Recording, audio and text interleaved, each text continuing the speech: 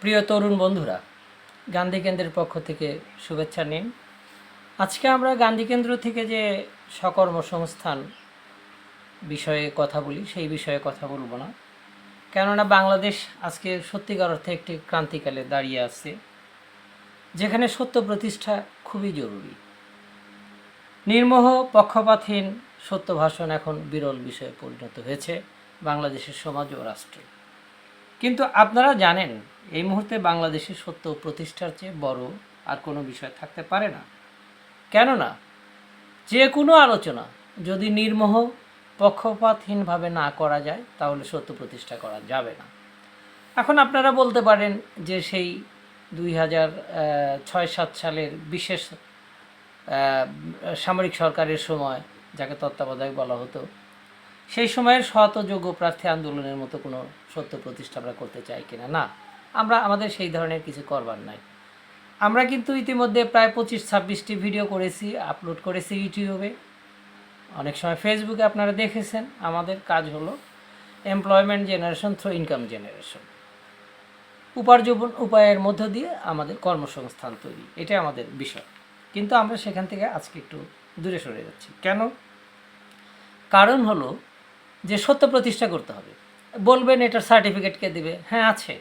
আমাদের দীক্ষাগুরু অধ্যাপক সিরাজুল ইসলাম চৌধুরী, তার সমসাময়িক অধ্যাপক আবুল কাশেম ফজলুল হক, তারপরে আমাদের বিশ্ব সাহিত্য কেন্দ্রের অধ্যাপক আবদুল্লাহ আবু সাইদ স্যার, অনেক সময় বঙ্গবন্ধু চেয়ার অধ্যাপক সৈয়দ আনোয়ার হোসেন, তারাও কথা বলছেন, কথা সাহিত্যিক সৈয়দ মঞ্জুরুল ইসলাম আছে, এখনও আমাদের সলিমুল্লাহ খান ভাই বলে যাচ্ছেন, অনেক কথা বলে যাচ্ছেন, আনু মোহাম্মদ ভাই আছেন।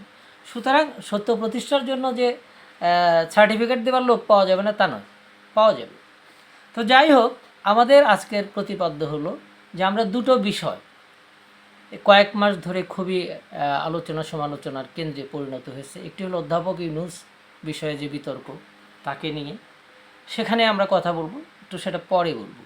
প্রথমে যে বিষয়টি বলবো সেটা হলো যে কেন এই ভারত বিরোধিতা, কেন এই পণ্য বয়কট, সেই বিষয়ে আমরা আগে কথা বলতে চাই। কারণ এখানে সত্য যদি প্রতিষ্ঠা না করা যায়, তাহলে আমাদের সামনে অনেক বড় বিপদ আছে।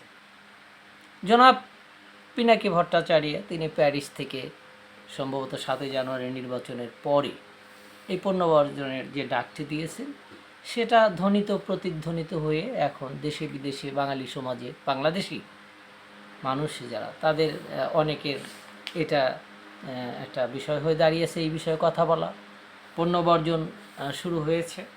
তো পণ্য বর্জন নিয়ে আমরা প্রথমে একটি কথা বলতে পারি, সেটা হলো যে এটা কোনো নতুন বিষয় নয়। এটা নতুন বিষয় নয়, কারণ পণ্য বয়কট যুগে যুগে দেশে দেশে চলে এসছে। সেই বিষয়ে আমরা খুব বেশি কথা বলবো না, শুধু বলবো যে এই যে অতি সম্প্রতি কয়েক বছর আগে করোনার মধ্যে যে চীন ভারতের মধ্যে যুদ্ধ হলো, বা ওই রকম একটা উত্তেজনাকর পরিস্থিতিতে ভারত কিন্তু চীনের প্রায় 150টির মতো সংখ্যায় তারতম্য হতে পারে, তারা অ্যাপস, চীনা অ্যাপস যেগুলো ভারতে খুবই জনপ্রিয় ছিল, সেগুলো বন্ধ করে দিয়েছিল। এবং মোদী সরকার বলেছিল যে তারা পণ্য বয়কট করবে। কিন্তু দেশের অভ্যন্তরেই বহু জনগণ প্রতিবাদ করে বলেছে যে না, আমরা যদি চীনা পণ্য বয়কট করতে যাই, তাহলে ইলেকট্রনিক পণ্য যদি তারা বন্ধ করে দেয়, তাহলে আমরা সস্তায়, এই যে 140 কোটি মানুষ ইলেকট্রনিক্স কিনি, ইলেকট্রনিক্স পণ্য, সেটা তো আমরা কিনতে পারবো না। সস্তায় মোবাইল, অনেক কিছু, যাই হোক, সেটা হালে খুব একটা পানি পায় নাই। কিন্তু ভারতে কিন্তু এটা করা হয়েছে, পণ্য বয়কট, চীনের পণ্য বয়কট। তারপরে যখন ফিলিস্তিনে যুদ্ধ শুরু হলো, আগ্রাসন শুরু হলো, ইসরায়েল কী করছে বিশ্বব্যাপী দেখছে, কি বর্বর নির্মম হত্যাকাণ্ড চালাচ্ছে। সেই বিষয়ে ইন্দোনেশিয়া, মালয়েশিয়া সহ বিশ্বের মুসলিম বহু দেশে ইহুদিদের সাথে কানেকশন থাকতে পারে, এই জন্য ম্যাকডোনাল্ড, স্টারবাক্সের মতো কফি, সেটা কিন্তু বর্জন করা হয়েছে। সুতরাং পণ্য বর্জন নতুন কিছু না। কিন্তু আমাদের প্রশ্ন হলো যে আমরা কেন বাংলাদেশে এই পণ্য বর্জনে, জনাব পিনাকি ভট্টাচার্য তার একটা নির্দিষ্ট রাজনৈতিক দৃষ্টিভঙ্গি থেকে এই কথাটা তুলেছেন, কিন্তু বাংলাদেশের অভ্যন্তরেই তো এখন প্রথিতদশা, যত সাংবাদিক আছেন, এমনকি বুদ্ধিবৃত্তিক পরিসরে যারা থাকেন নাগরিক সমাজে, তারাও এটাকে সমর্থন করছেন, কথা বলছেন। কিন্তু আমাদের প্রশ্ন, আমরা যারা শ্রমজীবী, যে কেন এই পণ্য বর্জন, কেন এই ভারত বিরোধিতা? নিঃসন্দেহে ভারত বিরোধী মনোভাব বাংলাদেশে প্রবল একটা মাত্রা পেয়েছে, নিঃসন্দেহে। তার পেছনে তো অবশ্যই কারণ আছে। তো এখন ভারতের যে দাদাগিরি, আধিপত্যবাদী যে মনোভাব, বাংলাদেশের যে ন্যায্য হিস্সা তারা দিচ্ছে না, বাংলাদেশের অভ্যন্তরীণ রাজনীতি তারা হস্তক্ষেপ করে, এবং এই পণ্য বর্জন শুরু হয়েছে কোথা থেকে?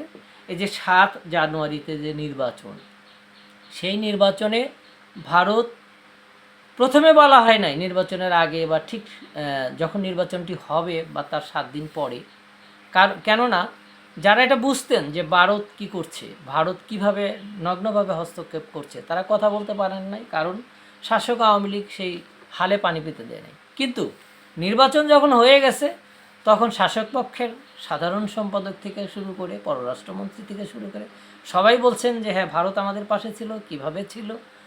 এখন খোদ ভারত থেকে, ভারতের শাসক শ্রেণীর যে এস্টাবলিশমেন্ট ফোর্স, তাদের প্রাক্তন এবং বর্তমান যারা আছেন, তারাই হাটে হারে ভেঙে দিচ্ছেন।